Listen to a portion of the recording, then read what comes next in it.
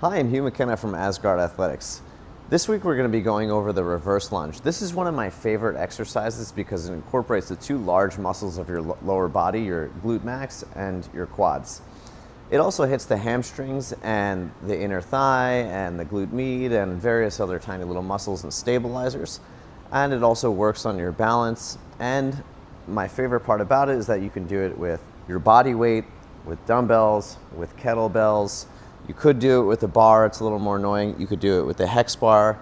There's a multitude of different variations that you can do with or without weight. You can even throw a weighted vest on if you want to add a little more spice to it.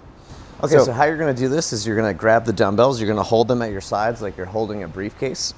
Then you're going to put your feet shoulder width or hip width apart. You're going to step backwards on that toe.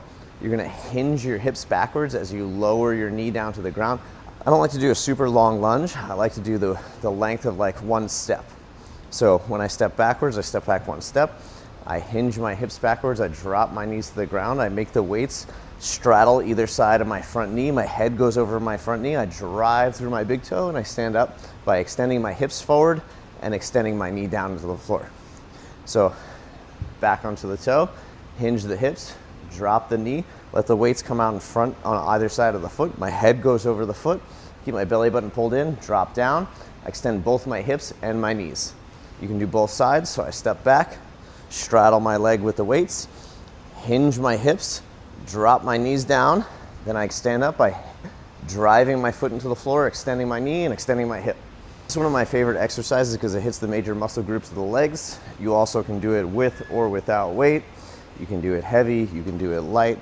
It's a very versatile exercise. I prefer this to front lunges because front lunges can put a lot of shearing force on the knee if you do them incorrectly. And it's a lot harder to mess up the reverse lunge. So once again, I'm Hugh McKenna from Asgard Athletics, and that's the reverse lunge.